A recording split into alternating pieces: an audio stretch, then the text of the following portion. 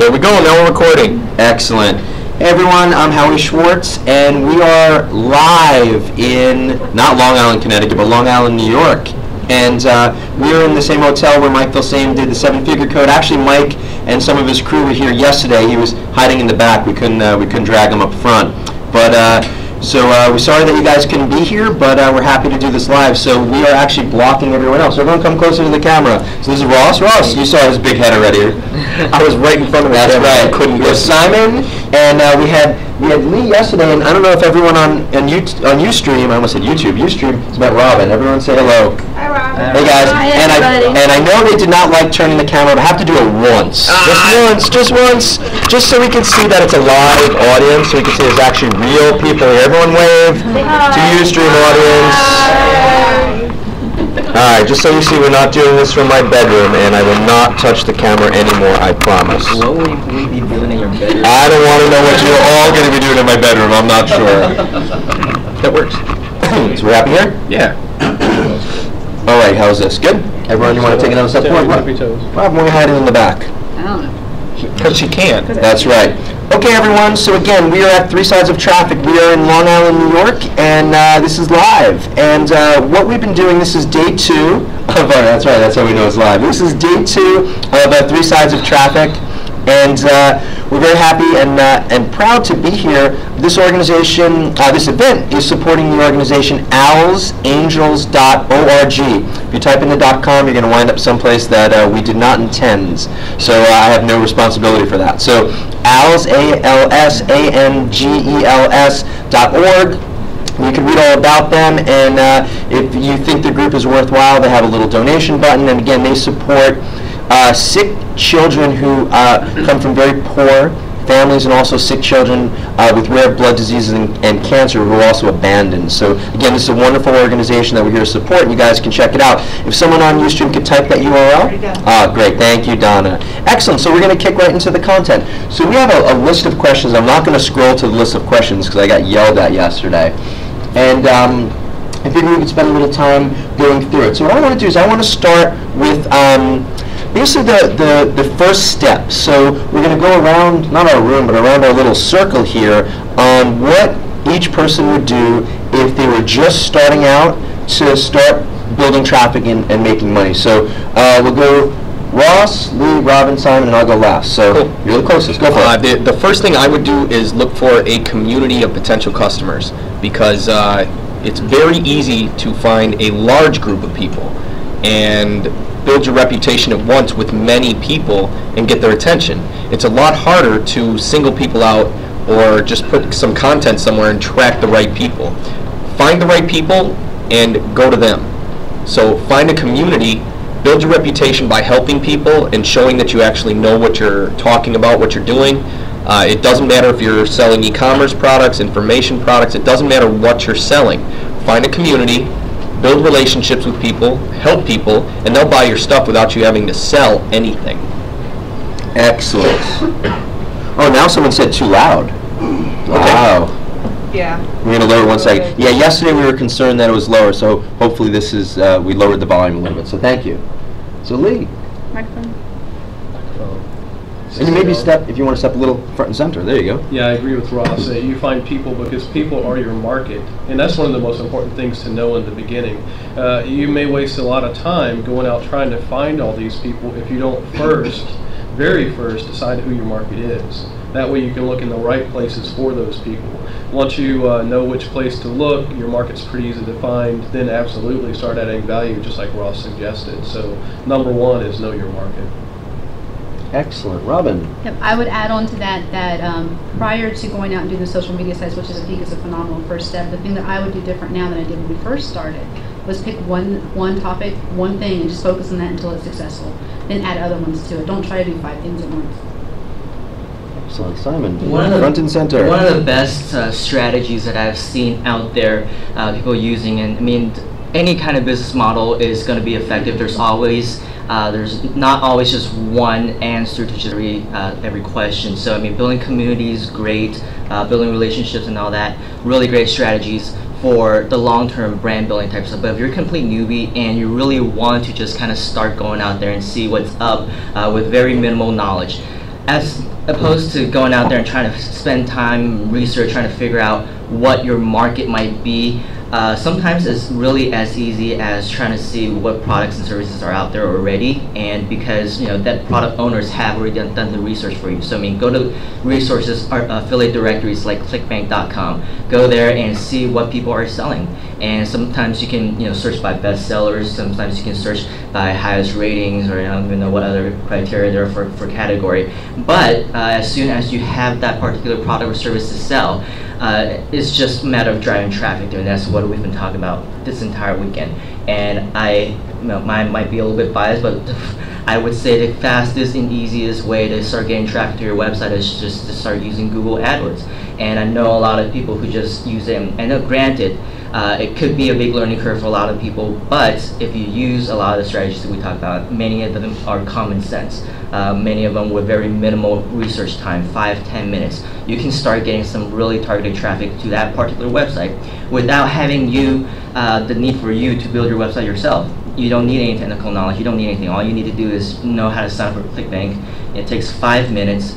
Takes another few minutes for you to kind of go through and everything and get an affiliate link, promote that link using AdWords or any other strategy that we might be talking about this weekend. But start driving traffic, and you don't need any other skills at all. I mean, once somebody goes to that website as a result of the traffic that you drive, you get that commission. So it really can't be as easy as that. Excellent. So I got one here. Mike on this side. So I'd echo Robin's point on trying to focus on one niche market. I think that's really the biggest mistake that most people make starting out, is that they're focused on just too many markets, and you never see one through to the point where it actually can be successful, or understand even why something may fail. And for me, I like to actually spend a little time up front and separating out the concept or the step between niche research and niche identification.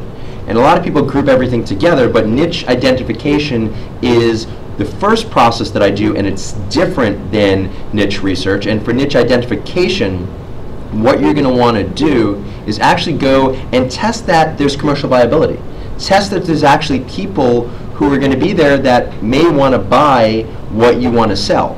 So part of that starts at looking at Google and paying attention to what's going on, looking at Google and paying attention to if there are AdWords advertisers, if they are writing very generic ads, if they're writing something that's very targeted, taking a look at what their landing pages are. Are they going to just sort of general broad offers? That doesn't really tell me that someone's very specifically interested in what you want to sell. I want to find very specifically targeted AdWords copy and also landing pages, because that's a wonderful point that says there is commercial viability because someone else out there today is spending money on this and proving it.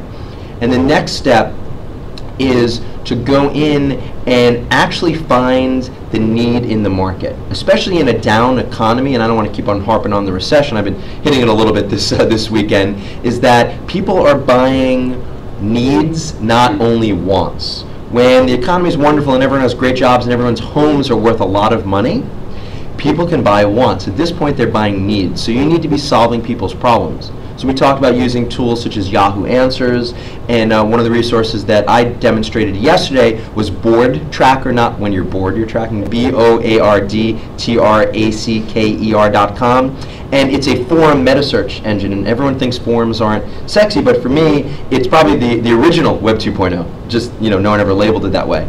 So you want to find what people are talking about, because again, once you can address what their problems are and what their needs are, you can start bringing them into your funnel. So cool. Let's see, next question. Let's talk about, how do we leverage our time, and how do we outsource? And I know we all have different teams and different outsourcing relationships. So what we're going to do is we're going to start with Simon, and we're going to go around, and I guess I'll go last again. Okay. In terms of outsourcing, I typically, when I first started out, used the various resources that was recommended to us by a lot of experts. I mean, we hear them everywhere. Was it elance.com, Rent-A-Coder, you guys probably have Scriptlands, Guru, right. So that's where I started out. As I kind of went on and moved on to more advanced coaching type mindset where I want to help individuals, because there's a lot of people that I've worked with who I've had the feeling, and sometimes they told me they weren't necessarily happy with doing what they were doing. They weren't happy as somebody who is just putting up bids on elance.com trying to wait and bid for work. So I started an apprentice program, which was really beneficial for me as well as for the people who were pretty much applying to be apprentices, because they had several sets of skills that were beneficial for me in my business. For example, we had programmers, we had people who are developers, we have people who are good at driving traffic, we have people who are just good at doing conversions and sales and everything, but they also needed coaching for a lot of different things that they might need my help on. For example, AdWords, for internet marketing, building relationships and things like that. So it was almost like a fair trade. They were kind of doing work for me, and they were learning on the job on real, actual internet marketing projects. They helped launch real products, and so it was a really big learning curve that they probably wouldn't have the opportunity to learn otherwise. And as they became more and more a bigger part of my team, they obviously became more permanent part of my team, and they got to not only attend seminars with me, but they also got to had the opportunity to speak at my various workshops and events. So it was definitely a really great win-win situation for whenever you can have the resources and leverage your own resources and your credibility to build a team of apprentices who will work for you for free in exchange for your time and your resources and your dedication to their success. And later on, I have people now who are doing really great. I want to give a shout out to Alejandro. He was probably my first real apprentice, and now Alejandro Reyes, he's a rock star right now. So really good example of that. And I have other people who are now my business partners as well. And speaking of that, if once you do have the time and resources to do so, go overseas. I'm building a team of outsourced workers over in China, depending on where you might be from or what resources you might want to tap into. India is another really great resource for you to start building teams of programmers and things like that. So, start leveraging your type of resources and your credibility, and partnering up with people to figure out what might be the best solution for you and your business. Good answer. I would say the best example or thing I could tell you about outsourcing is when we first started doing business. We started out as a hobbyist in the business, as many of us do, before we took it to a full-time business, which meant we were doing everything ourselves, right? Because you either have time or money. We had more time than we had money in the beginning. So as we grew, the hardest thing for me was letting go of these daily tasks that I was doing, but we weren't growing as fast as we could have without doing some kind of outsourcing. So I had to sit back, and Lee will attest to this, that it took a lot of soul searching to think, what can I give up and be comfortable with? So as you first start thinking about outsourcing, pick the one thing that you just don't want to have to do. For me, like listening to the voice messages is a great example. I love to talk to people, but when you have 100 voice messages to get through before you can talk to them, that takes a lot of energy. So one of the first things that we started outsourcing that was significant to me was having someone just write down my messages, so then I could call them back. So start with something small, something you don't enjoy. Keep the things you like doing, but start small, start with one thing. Now that's a good attestament to Robin, but she didn't tell the whole story. Now, when I suggested to her that she should start outsourcing the messages, she said no. And I asked her why, and she said, well, because nobody can write down the messages like I can, so I understand them. So I looked at her and I said, honey, really, nobody can write down a person's name, why they called, and the number that called them back? Really? And she said, well, so you put it like that, maybe they can. So then reluctantly she let someone do that, and now it's literally changed her life. But my tip for outsourcing is your local community. There's plenty of people in your local community who are out of jobs or out of work or need more money. You can go to the community centers or the churches. You can even go to the chambers of commerce and you can find people. You can run an ad in the paper for work-at-home mom. We do that quite often. You can find people in your community who can do the work, who are very skilled at what they do, and that have the time to help you build your business, and at the same time you're helping them. Just create win-win situations. And I'm Ross. I've got a microphone. What do you want from me? I think I'm going to create a product called Broke Outsourcing. And would anyone be interested in that? How to outsource for free? When I got started, we had nothing. So had to figure out exactly how to get people to do things that I couldn't do, because I had a lot of things that I didn't know how to do. So what I did was I had a bunch of value. I had a bunch of things that I had learned over time, and that would then provide value to people that were able to do the things that I couldn't. So I would then contact people that could do the things that I couldn't and offer them, whether it be my products, some time going over their ideas, their products, some coaching, whatever it took. And it worked really well. I got most of my first graphics done that way because there was no way I could do it. So when you all have value. If you don't understand that or believe that, you're in the wrong room. And you're in the wrong room. You have value. You have things that you know. You have things that you understand that would help other people. It doesn't matter if you exchange gardening for graphics. It doesn't matter. Trade what you know. Trade what you can do for the things that you can. For me, I'll take it from a little bit of a different angle. First off, I'll suggest a newer resource that I'm having a lot of good experience with. It's different than Elance and Scriptlance and Rent-A-Coder, but it's sort of the same concept, but they're taking it, I think, to the next level. It's called Odesk, odesk.com,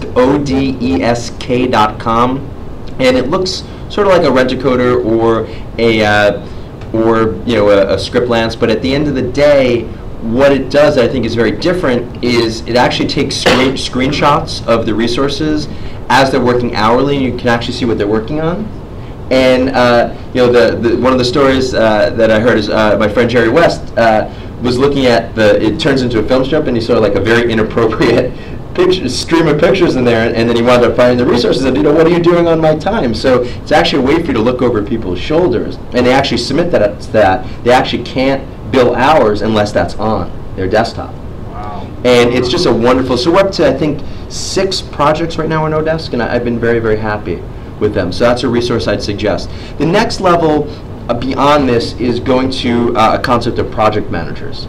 For me at this point, I have, I think, a little over 50, that's 50, people working for me worldwide, all sorts of different countries, and I've never met any of them, which is good for me because I just kind of focus on my own stuff and keep just working on my own projects. But to manage all those people, you wind up spending all day managing everyone.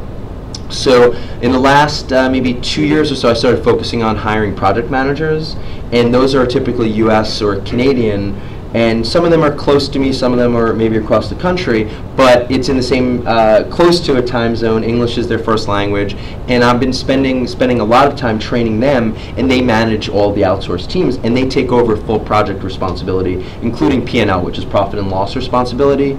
They have a budget, they have revenue milestones, and they're incentivized. They're incentivized to hit goals and manage budgets, and it's been a wonderful experience. So everyone asks, how do I hire a project manager? Really hard. I have, 5 or 6 now? I could use another 10 project managers.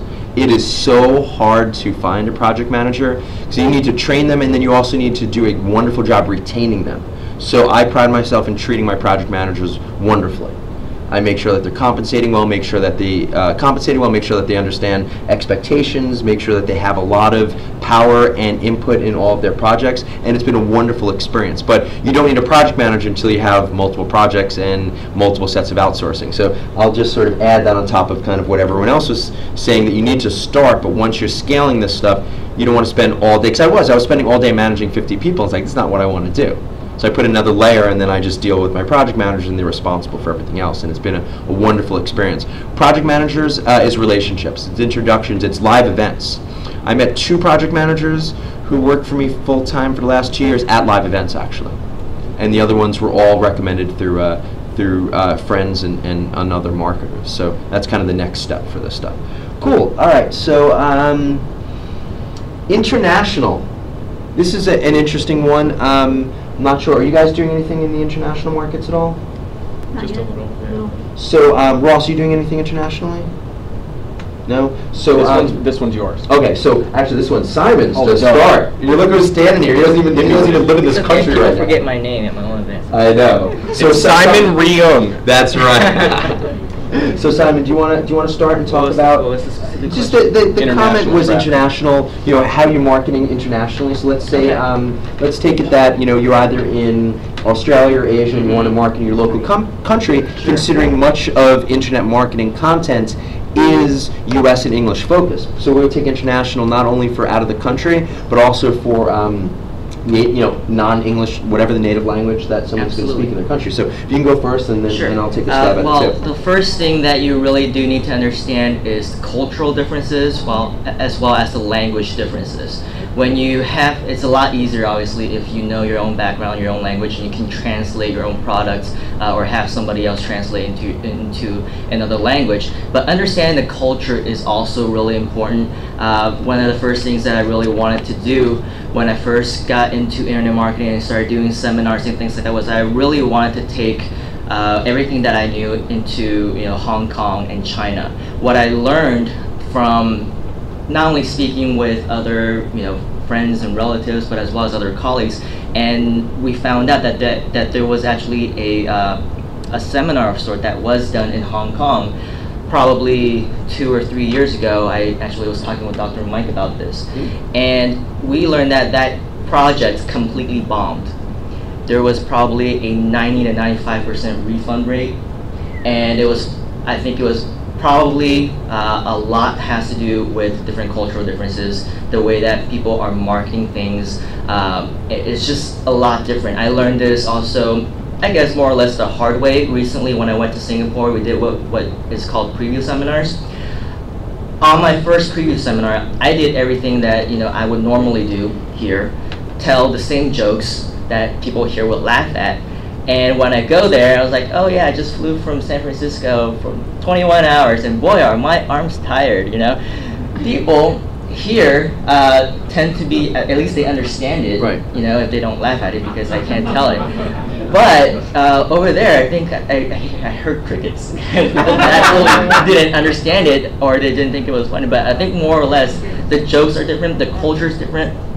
And I learned also just in terms of the sales process. I mean, I use that as a marketing lesson for myself in terms of what type of communication style I should use with these individuals. So we did well, in our first previous seminar, we were able to sell a significant number of seats, not as much as we had hoped.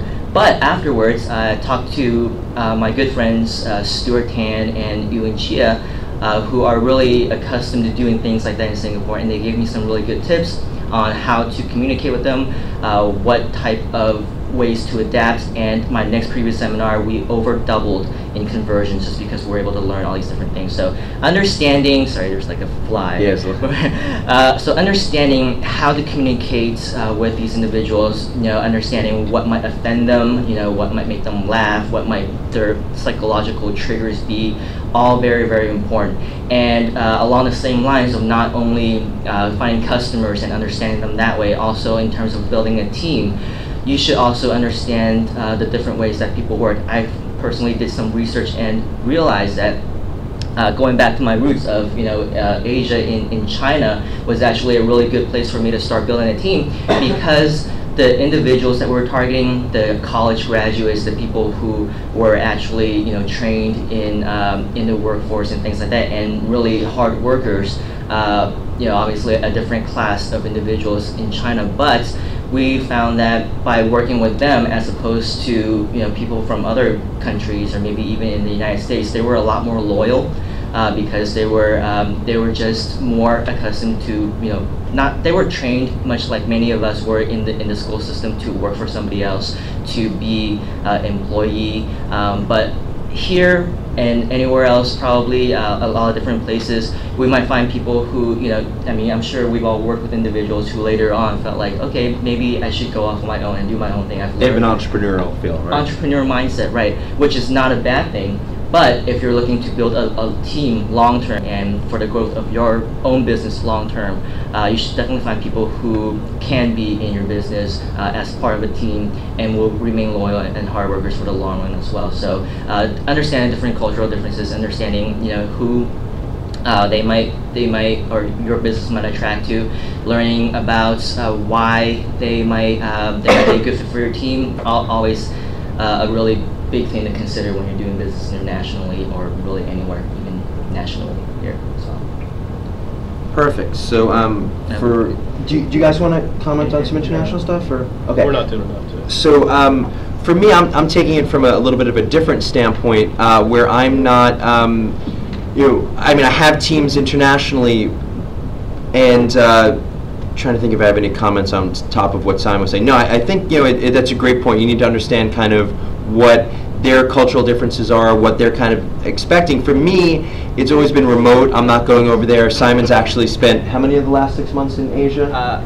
50%. 50% of 2008. Yeah, so 50% of 2008 Simon's in Asia. For me, I try not to leave my house. So for that, what I'm trying to do is build a relationship with a project manager or a team or office manager overseas and manage that relationship. So what I wanted to talk about was more about localized traffic. So the first thing to understand is language. So if you're marketing in France and you want to be in French, what you want to do is not hire the cheapest translator that you can find on one of these job boards. You want to hire someone who speaks French as their first language and who could do a wonderful job translating this and actually understand the content, not just do cookie cutter translations, but actually spend the time to review your content in English or whatever language it's in to start, and then actually take something and add to it so the translation is actually like its own content, a work of art. That's kind of the way I want my translations to be, and it's tough to find that right person. The second part is to understand if there's a difference in look and feel or graphics or user interface. Sometimes we assume that the red headlines that we were taught to do in internet marketing that works everywhere in the world. I don't believe it does, and you have to test that and you have to think about that. And another point is to look for localized directories and localized link partners. And so from a traffic standpoint, to start, AdWords is very international. You could do geo-targeting at not only a country level but a city level in pretty much every part of the world that would have some semblance of a credit card or a way to pay you. I mean, it's pretty broad the way AdWords is covering this. So that's one way to definitely start this and understand how you're geo-targeting, and also understand what the financial tools are and what your pricing. It's not even pricing. I mean, it's just like, do they have credit cards? Do they have PayPal? And I have a friend who's running a lot of stuff in Europe and Latin America, and is like, no one's buying, and didn't realize that those countries, they don't support PayPal. It's a very low penetration. So that's something important to consider. Another thing to consider is, as I mentioned before, is localized directories, and that's why you need a native-speaking resource who can look for French directories to submit to, French social bookmarking sites. What's the MySpace in France, right? What is the Facebook in France? All of these sort of sites that we're so used to in English all have foreign counterparts to it. So you need to understand that, and you need to build relationships and start to market and build your network there, and you need resources to do that. So this is much more than a translation job. I think that's what I realized. I used to try to go international, and in the AdSense days it was easy because I would just have content translated, it'd be junk, whatever, but the AdSense ads would be targeted enough and I'd make money and life was good. It's changed now. Now I'm trying to build a relationship, I'm trying to build a brand, I'm trying to get people to buy products. I'm trying to build social networking relationships and experiences, and you can't fake that. You can't fake. You need to find someone who's either local or someone with a very strong native, language presence for that. So I think that's an important point as far as building traffic internationally. So what I wanted to do now is, since we've covered most of the board, any questions? Actually, what? We're going to take questions from the audience in just 1 second. I just wanted to remind everyone, I see a whole bunch of visitors who hopped on a little bit later than from when we started. AWeber's been slow today. Anyone who's trying to mail, I'm noticing AWeber delays the last 48 hours. Okay, so again, we are at the Three Sides of Traffic workshop. We are live in Long Island, New York, this event is a 2-day event, and we wanted to give everyone at home a way to participate. So, Ross, so you're hiding in the back. You want to tell everyone a little bit where to go to get the offer and, sure. and what we're doing? Sure. What we've done is 5 of us. These two are kind of one. The 4 sides of traffic have all come together to make it possible for you to get the entire video set of everything we talked about. And what we've done is, yesterday the page was somewhat blank because we were still ironing out exactly what we wanted to give. So we updated that page today, and it goes over some of the things that the 4 of us have talked about. Well, 4 plus 1, whatever. It also goes over all the bonuses for the 2 packages. So what you need to do is go to 3sidesoftraffic.com. If anyone on the Ustream would mind typing that in. You have to spell it out. It's T-H-R-E-E, not the number 3. So all of the bonuses are now there except for Howie. He refused to give them to me. So he said it's a secret. I'm not telling them. They're just going to have to trust me and get in there. But when you see the value of these, one of them's right around $1,350. The other one's right around $9,000. I mean, you really can't lose. So take a look at both of them and take your pick. So you want to mention the resale rights? I think that's an important point for the package. It's all on the page. Just go to the page. Yeah, that's true. You can just go to the page. There's resale rights to the videos where anyone you refer to the membership site, you will get paid immediately when they sign up. And the one thing that we did not talk about yesterday was that there will be upsells available on the back end, one-time offers, where you'll get between 50% and 30% depending on what the product is, as an affiliate as well. Now we take that payment and then you get your cut later. But they take the you take the initial sale directly to you. So very interesting setup. It's based on an infrastructure Howie's had developed, and we're all happy to be able to use it. Now, anyone that picked it up or had a great time this weekend, raise your hand. Would anyone want to come up and tell everyone here? Comfortable enough on camera to let them know that one of you guys have to be on camera. You guys, in case you haven't seen my ferocity, I will pick one of you up. Come on, guys. Someone who's been here for a little. Come on up. We'll get a few people up. Say hello. Sure. Say hello to you. Pop right in front of the camera and let them know what you learned this week. Your name, where you're from. My name's Frank Gerard. I'm from Huntington, New York, and I have to tell you, it's been a fantastic couple of days here. Every 5 minutes I get another gem, and it's like overload. But I've learned more here than I've learned at any seminar I've been at in years. So I have to tell you, it's been fantastic. Great. Thank you so much. Thank you. Oh, he's got a notebook. Uh-oh. Oh, I'm Keith Goodrum, and got here today. I unfortunately missed it yesterday, but I've already picked up 5 or 6 pages of notes just being here this morning. And you guys should pick up this product. It's definitely worth it. If it's anything like what I've seen just in, not even one part of a half a day, it's definitely worth the value. Thank you. So, do we want to take questions for the audience? Otherwise, there's a couple of things I'm ready to address on. Yeah, you know what? Let's hit the board. Okay. Since I've been hiding in the back for a few minutes, it's my turn. There you go. All you. All right. Actually, a few people had asked about what's coming. What are the things we should be watching, things we should be focusing on? And there are a few things. Number one is going back to the things that have always worked. Direct marketing will never die. Marketing is marketing. That's plain and simple. We can check 30 different mediums. The internet is just one. You could write a book and put a little page in the back that refers to a coaching program. That's marketing. That's taking advantage of reaching out to your customers. What's coming? Mobile marketing is coming. I am not a mobile marketing expert, so I cannot go off on how you can do it and make $1 million tomorrow. But you need to think about mobile marketing. How cool would it be to send a text message to all of your potential customers with an iPhone, send them to a mobile optimized web page, and have them buy something right there that they could use on their phone? Do you think that might be powerful, might reach people? Do you know, anyone know how many iPhones they sold, just the new one? A lot. Millions. Millions. Who in this room has an iPhone? Raise your hand, please. Who in this room has a smartphone that is almost as capable with internet capabilities?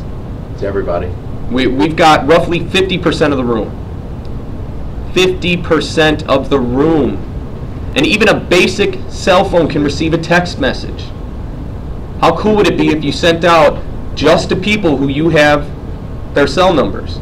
Sent out a coupon code and told them to go to your sales page and they get $20 off just for giving you this information. Or how about a daily tip that you could send to someone's cell phone? Do you think they might open your email if you do that? If you reach out to them every single day and then you send them an email later in the day, you think it might get open? If you're giving them a tip every day to their cell phone with no strings attached, no money involved? These are new ways of reaching out to people, and that's what's happening. Ustream is another way of doing it. What we're doing here, it's been done before. We're not breaking new ground. We just saw an opportunity to reach out to our customers and our friends and allow you guys to be here with us for a little while. So other people have done this, and that's fine, but Ustream opens up a doorway to your customers, to their minds, to their questions. They can type in any questions they want, and you answer them, and they can see you doing it. It's far more powerful than anything you can write, any email you could ever send, any blog post you could ever write.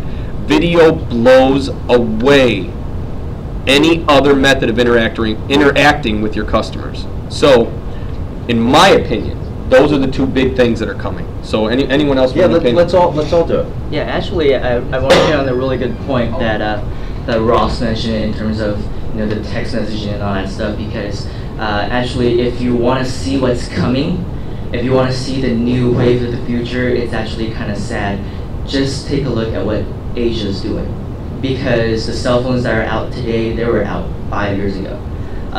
The video to video, I don't think we even had that here yet. They had that more than 5 years ago. So I was actually, when we're in Singapore, Alex Mendozian brought this to my attention. He was also in town at T Harbecker event. He said that they already have the text messaging of people as a way of marketing. They already have services out there, and he did a test for one of the previous seminars and was able to fill a room of over 600 people by sending out one text message. And that's because they already have all the database. They got their cell phone number. So definitely, Wave of the Future things are really effective, and it's already been working over in Asia. Some other things in terms of the future. I mean, what was it?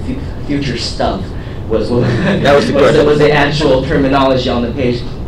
What my interpretation of that question, and you had a really good interpretation as well. What my interpretation of that was, what's coming in terms of future changes to technology, not only technology, but like things like Google. How do we anticipate the next Google slap, or how do we anticipate the next sets of criteria that Google is going to drop, the next bomb, and what can we kind of do to protect ourselves from that, to make sure that everything is done right. Well, the fact of the matter is, if you think about every single change that Google has made in the past, everything has been designed with the best user experience in mind. And the Google slap with the landing pages didn't happen until Google users started complaining about the poor quality of the websites that they're experiencing when they click on an ad. And so Google came up with all these different criteria. Each and every single one is designed to improve the overall user experience. So when we kind of think of the wave of the future, think of what is being abused now. I mean, there's a lot of social networking and Twitter, all really great mechanisms for communication, for marketing, and everything like that. But just a question from Ustream. Yeah, if you guys have questions, cool. Yeah, if you guys have questions on Ustream, definitely let us know. I am losing my train of thought. Ustream, Twitter, yes, all sure. But at the same time, we can already see people abusing the system. People already using it to kind of spam Facebook walls and kind of spam Twitter. Not necessarily saying that it's an ineffective strategy, but for the most part, a lot of the users can argue that it was not their cup of tea, or it's not what they were particularly looking for. So when this type of feedback goes back to Google, they would then go back and kind of weed out anything that they might consider to be bad, what they might consider to be irrelevant, what they might consider to be a poor user experience. So, I know, right? So, at the end of the day, what you really want to do is focus. If you are is that fly getting you? Fly, man. He likes you. He likes you. I should have showered. Luckily, Ustream can't experience that part. We don't have smell-o-vision yet. Right, so I lost my train of thought again. This ADD is killing me. So what you really want to do is focus on anything that you might consider, or do your research and figure out what might be potential problems and the solutions that you can anticipate Google kind of using as the next step to I'm getting as the next step to solve that problem. That is what you should anticipate in your next marketing strategy as a next step as well. Cool. Do you guys have a future comment, like what's coming next? I'll take it first. She does. Cool. I've got the mic again. She jumped. I would just say that doing the cool new stuff is fun, and it can be exciting, and I suggest that everybody does that, but make sure you don't forget the fundamentals of customer relation building as you're using these new technologies to get new customers, like the texting. Don't make it just cold, you know what I mean? Put your personality out there in all of them. That's why MySpace and Facebook is so popular, and Twitter even, because there's so much personality in it. So as you're doing these new things, make sure you don't lose yourself at the same time. Sometimes to move forward, you have to take a step back. Direct mail. Watch for a lot more direct mail to happen. The future is, in what we talked about this morning during our session, you're going to start finding a lot more offers in your mailbox. You're going to start finding a lot more competition. So if you want to stay ahead of the curve, do it now. That's it. For me, I think a lot of it is, follow up to what Simon was saying, and I agree. The search engines, specifically Google, they're out there trying to figure out, who's gaming the system and what they're doing and how they're hitting it. So for me, I'm looking at, what's next, what's 6 months out there. So I'm always looking for new social networks, new social bookmarking strategies, new ways to develop. If you are using automation and tools, and again, everyone has to use sort of what they're comfortable with. Is how do you make the content better?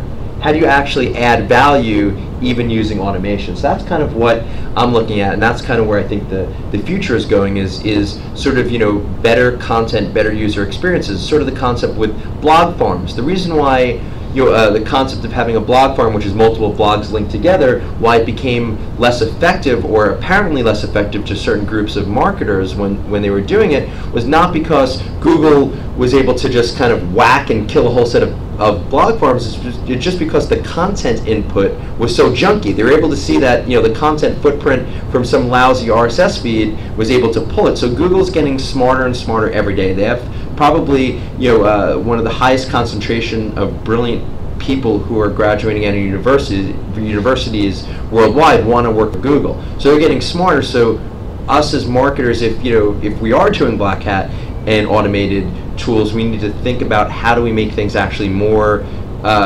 human in appearance, more legible, more to add more value. And I think that sort of works with kind of where the future in Google's hitting. So we got a question from Ustream. Do we know who it was, Donna? No. It was a what? Janae Abiram. Janae Abiram. I apologize if I pronounced your name the wrong way. Okay, it says article marketing. How are you guys doing it and what sites? So, Ross, do you want to hit it? I'll take it. Don't need it. No. Oh, I didn't need the microphone either. I'm like. Article marketing will always work. If you look at all of the different things that we're doing with social media, a lot of them are based around content. MySpace gives you a blog. Social bookmarking is based on finding good content. You link to it from a social bookmarking site, it goes right back to the content. So how are we doing it? Well, the content has to be good with an article. If you want to raise conversions, get more sales, whatever the case may be, the content has to be something that your customer is looking for. So find your customers online. See what they're talking about, see what they want to know, see what questions aren't being answered. And those are the ones that you should be trying to answer. Once you provide that content, you have to find where to put it.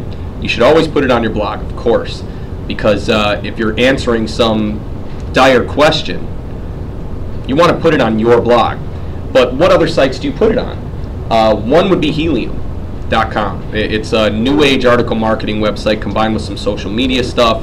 Another one is Gather.com, which is a very affluent social network where most, roughly 78% of the audience, that's totally off the top of my head and probably wrong, are college graduates. And are you using Quantcast for that as a resource? I'm using it from the person that told me, so that's why I used the disclaimer. I have no idea what I'm talking about. As a resource to check that, if you guys go to Quantcast, Quantcast. Quantcast. Yeah. Quantcast. Thank you. That's Howie's trying to think, and that's never good for I can't anybody. spell on the top. Quantcast.com. That number was given to me by somebody else a while back. Anyways, The point is that the group there is affluent and they appreciate great content. So if you have great content, being a member at gather.com and putting it there would be great. And then of course there's the old standbys. I think one of the things that we've been seeing this weekend is that the old methods have not died. So if they worked for you before, go back and start implementing them. If there are old methods you haven't used, try them. Press releases work. Gaining media attention is about as good as it can get for any business. So, direct marketing, direct mail, same thing really. Direct mail, it works, and nobody else is doing it right now. So you have a choice. Either you can be at the forefront and go combine the new stuff with the old, or you can be passed right on by those that are smart enough to do it. So we have time for maybe one more Ustream question. Donna, is there another one that? No one that has come up with one that's not related to Simon's hair. So. It's all Simon. Lovely. Simon, go close to the camera so we can all. I can't do it. No, he's like, I can't do it. It's all. You guys are horrible. We're giving you an opportunity to learn, and you'd rather talk about Simon's hair? I like his hair too, but come on. Sorry, part of that question was, you know, how the articles compared to blogs and you know, like she was talking actually about articlemaker.com, and whether any of you have experience with that particular site? Or Articlemega.com? No, Maker? Article Marketer. Yeah, Article Marketer is basically a submissions service. So it'll take your article and it'll blast it out to X number of hundreds of directories. Yeah, iSnare is another resource, and there's just a whole bunch of automated solutions. I go back and forth and mix them up. I think they're all fairly similar, and the reason why I typically use different services and I have a lot of my own tools that will do article submissions too is because you never know what relationships they have from which directories and how things are working and when things start to fail and fall apart. So I like to diversify and kind of move things around. Another good resource, but it requires some more manual effort, but it's something that can be outsourced, is Article Post Robot. That's one that you can actually take and start to mix and match your articles a little bit more. Excellent. So I think we'll wrap Ustream for the day. So hope everyone out there in their living rooms and offices enjoyed this. So again, 3sidesofttraffic.com. We ask you guys to go check it out, and we'll have everyone wave goodbye. So up here first, wave goodbye, guys. Here's Simon's hair. Let's get a close up. Here's Simon's hair. Look at that.